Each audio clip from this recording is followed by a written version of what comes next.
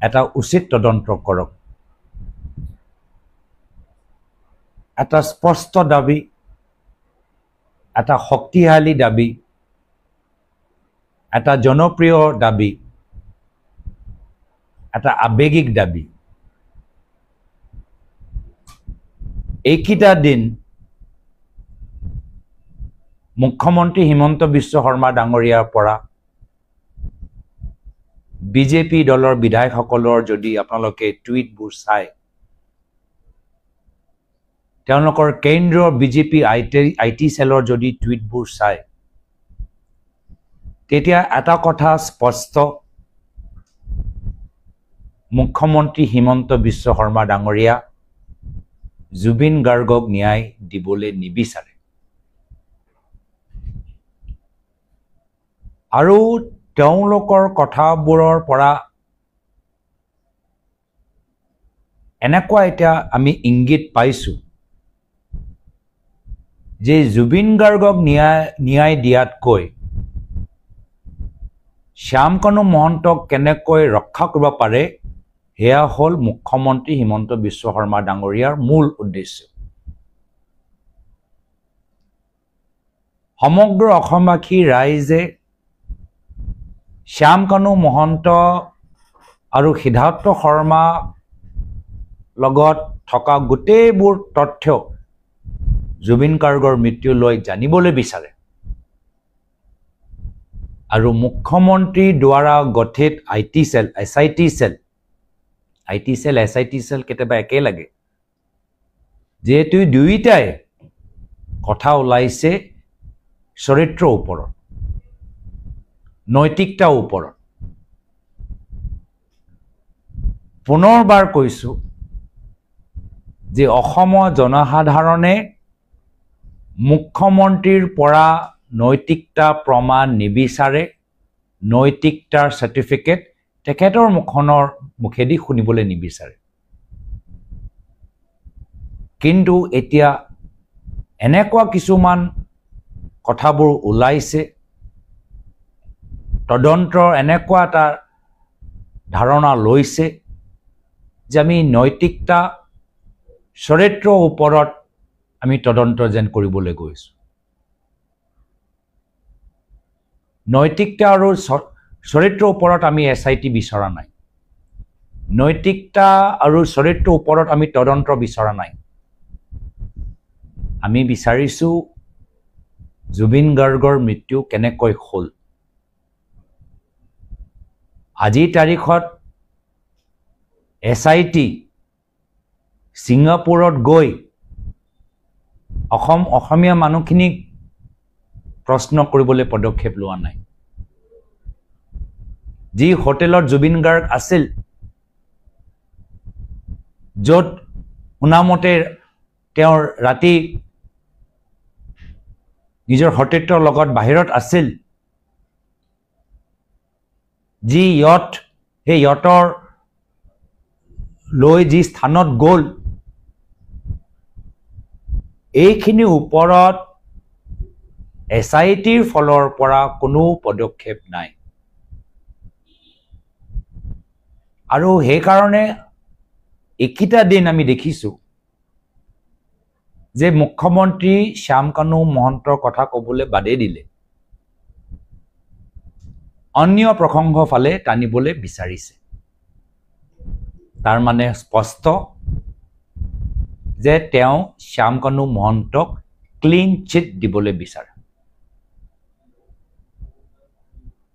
তেওঁ বিচাৰে যে হেখত গৈ শ্যামকানু মহন্ত ওলাই আহি পূৰ্বে দৰে কেন্দ্ৰৰ চৰকাৰৰ পৰা আৰ্থিক অনুদান লৈ তেওঁলোকে নিজৰ ব্যাপাৰটো চলাই থাকক আৰু শ্যামকানু মহন্তৰ ঘৰৰ লগত মুখ্যমন্ত্ৰী হিমন্ত বিশ্ব শৰ্মা ডাঙৰীয়াৰ আজি নহয় আগৰ পৰাই এটা মধুৰ সম্পৰ্ক শ্যামকানু মহন্তৰ লগত তেখেতৰ ঘৰৰ লগত মুখ্যমন্ত্ৰীৰ হিমন্ত বিশ্ব শৰ্মা ডাঙৰীয়া এটা মধুৰ সম্পৰ্ক সকলোৱে জানে সকলোৱে বুজি পায় আৰু সেই কাৰণে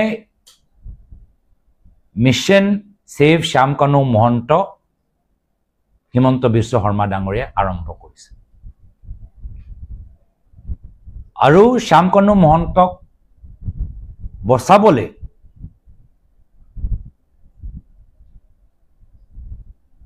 আজি তাৰিখৰ যিখিনি কথা তেওঁ ক'বলৈ আৰম্ভ কৰিছে অসমৰ মুখ্যমন্ত্ৰী চকী ওপৰত বহি থকা এজন ব্যক্তিৰ পৰা ওলাব নালাগে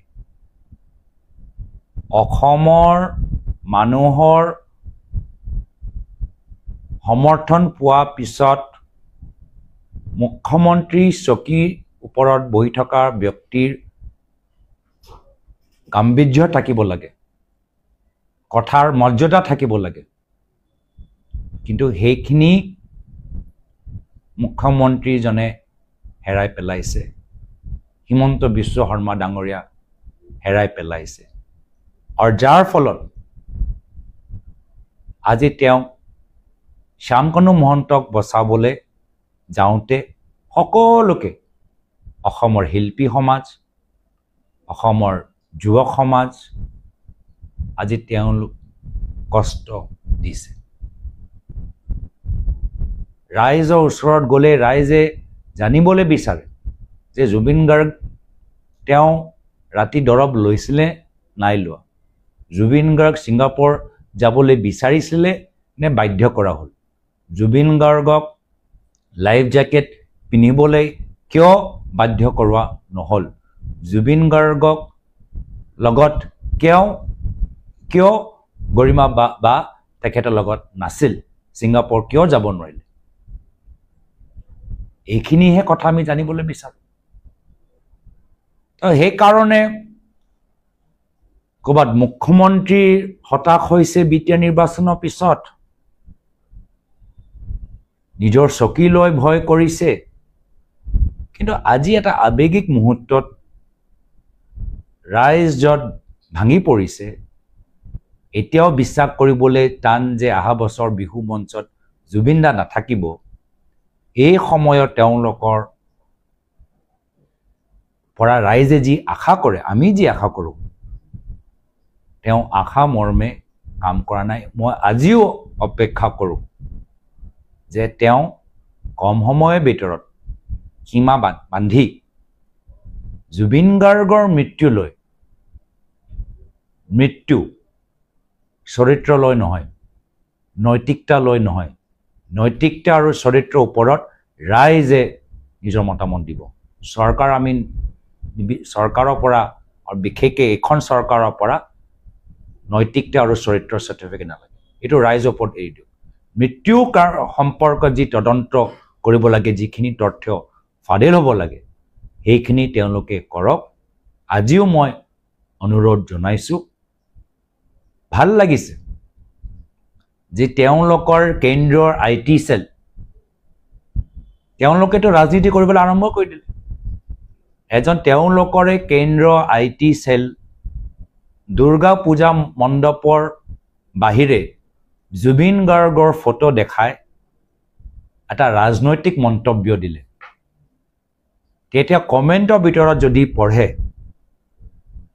জুবিন গাৰ্গ অনুৰাগীসকলে কৈছে যে হয় আমি বিজেপি দলৰ সদস্য কিন্তু লগে লগে আমি জুবিন গাৰ্গৰো অনুৰাগী আৰু আপুনি যিদৰে কথাবোৰ কৈছে সেই কথা জুবিন গাৰ্গৰ লগত কোনো সম্পৰ্ক নাই এই কথাখিনি আপুনি বহিষ্কাৰ কৰক আমি সমৰ্থন নকৰোঁ বহুত এনেকুৱা জুবিন গাৰ্গৰ অনুৰাগীসকল আছে যি বিজেপি দলৰ সমৰ্থক আৰু তেওঁলোকে নিজৰ দলৰ কেন্দ্ৰৰ IT সেলৰ মানুহবোৰক আজি বিৰোধিতা কৰিছে দলতকৈ ওপৰত জুবিন গাৰ্গৰ সেই আত্মাৰ প্ৰতি তেখেতৰ আদৰ্শৰ প্ৰতি যি সন্মান জনাইছে মই তেওঁলোকৰো শলাগ লৈছোঁ বিজেপি দলৰ ভিতৰত থকা জুবিন গাৰ্গ অনুৰাগীসকল